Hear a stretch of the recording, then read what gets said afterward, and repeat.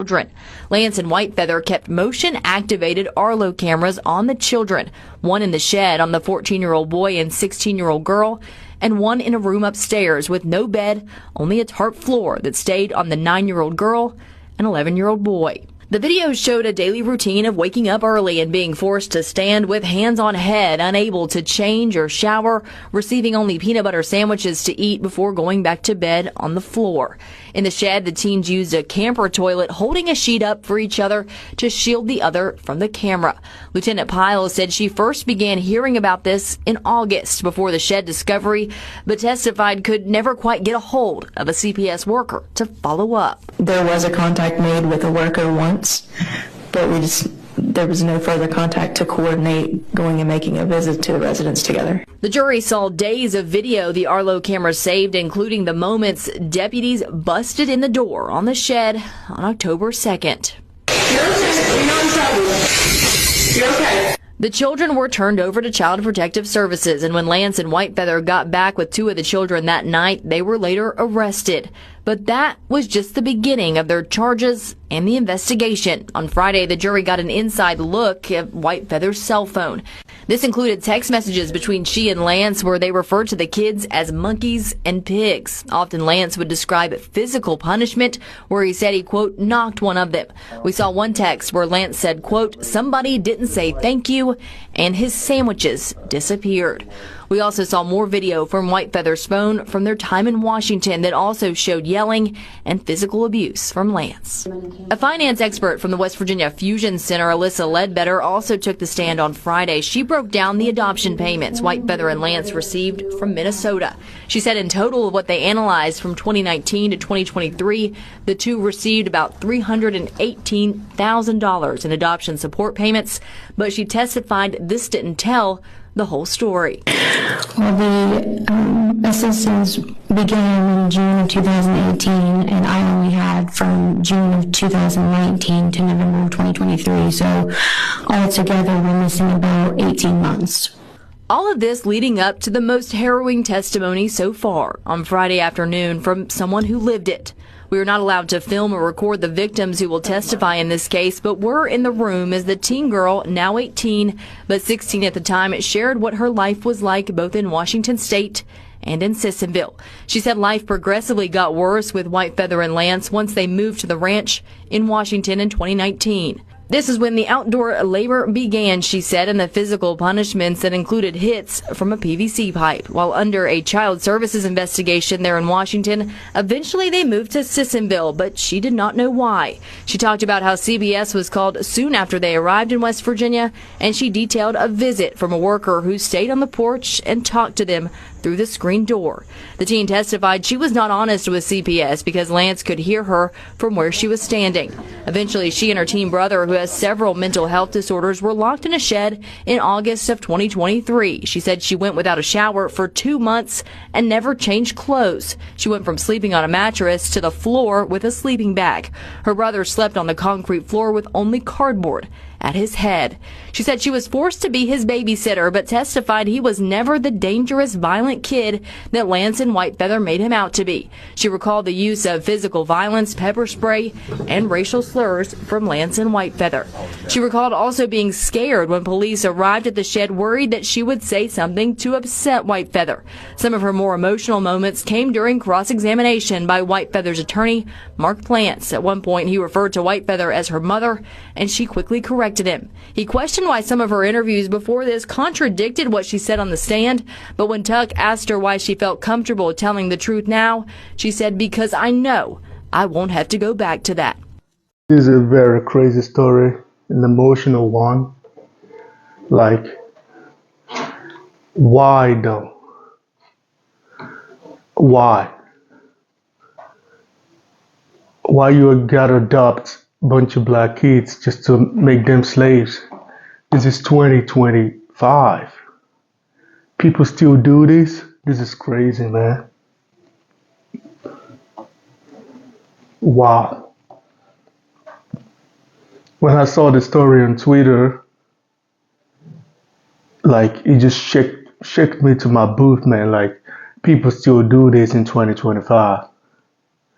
It's weird. that people still do this. Like, what makes you even think about something like this? Like, I'm just gonna adopt a bunch of black kids and I just make them slaves. These are kids. These are a bunch of kids. Like, what are they gonna do for you? Plant your corns or something? I don't plant your tomatoes. I don't understand. It's very, very weird to me because I'm like, why? Why? This is why so many times I'm like very cautious when I'm dealing with white people. And people ask me, why is your guards always up? Yeah, because some bullshit like this could happen. I've seen so many situations where I try to buy, something in a supermarket or in some shop, and there's just a lot of hatred. I can't believe you still talk about racism and slavery in 2025. It's crazy. I currently stay in Estonia right here where the racism in Estonia is crazy. Things I have to go through or black people gotta go through every day here is just crazy. The reason why we're here is just, it's a little cheaper to live than living in the States. But it's crazy. Things you have to go through. Sometimes when you even date a white girl here, the family don't like you, or the dad don't like you, or the grandma don't like you, and yet you invited over for family dinner. That's why I don't do this family dinner shit, because I'm like, these people don't like me. Why the hell will I go for a family dinner? And they'll be like, oh, I'm so rude. No, I'm not rude. I'm just being sensible. If you don't like me, if your whole family don't like me, why the hell will I go for a family dinner? What the fuck? They don't like me. And this story about this old couple adopting baby and using them as slave thing just remind me of, some of my dating stuff, and things I usually say when people date white girls or something. Like, and people call me, oh, you're a racist. Why do you don't want black people to date white women? It's not because I don't want black people to date white women. The problem is just something like this could happen. You could be dating a girl and the father don't like you. You go for a family, whatever, and boom, you're dead because the daddy don't like you. Or you're dating a white woman, and you go visit them one time and they've poisoned your ass. And they get away with it too, because it's their fucking country. That's why I usually tell most of my friends, if you're dealing with a white person, you gotta be really careful because you don't know the intention. They might like you, they might really, really like you. Sometimes it's just a fetish, and sometimes they might really like you. Sometimes they like you because of your hair, or they like you because you're black, or they like you because they want to have black kids and shit. So you gotta be really, really careful. You gotta make sure you know the intention of who you're fucking with. This story about this couple is just bizarre because it's 2025 and people are still trying to practice slavery in 2025. The whole racism and slavery thing, it's a mentality. That's why I tell people, when you're dealing with white folks, you gotta be really careful. I've worked in an organization before where the whole white folks there, they're just trying to get rid of me. Or I work in a top position and they're just trying to get rid of me. They don't like me being their boss. They just don't like it. Even where I work right now, when you're doing good, they just don't like it. They just want to put you down. They want to bring you down every freaking time. I just can't believe we still talk about racism and slavery in the modern age right now. We still talk about all this bullshit that should be like far gone behind us. We still talk about it. It's crazy. It's crazy. Anyway, I just saw the story on Twitter and decided to talk about it because this is crazy. I'm sure they're going to lock them up or they might even get away with it. I won't be surprised if they get away with it. It happens a lot. Because I don't think, maybe they lock them up for a few years. I don't know. Or they might even just not do shit about it. If it happens to black folk, they just ignore it. If it's a white person, oh yeah, they're gonna talk about it. But majority of the time, if it's a black person, they get away with it. So I won't be surprised if this couple gets away with it and just take the kids and put them somewhere else and that's it. But anyway, guys, it's just my own 2 cents about it. You know, bringing you another video. I'm gonna change my settings very soon. You know, I got the lamp and I got the, background lights and everything. I hope they all work fine. I'm waiting for it to get here. I can't wait. But anyway, this is my opinion about the whole situation. Please like and subscribe. Adoptive parents of 3 children are in jail today after Kanawha County deputies said 2 teens were found locked inside a barn. Hannah Klein breaks down the investigation after deputies say they received a 911 call from someone concerned about the kids.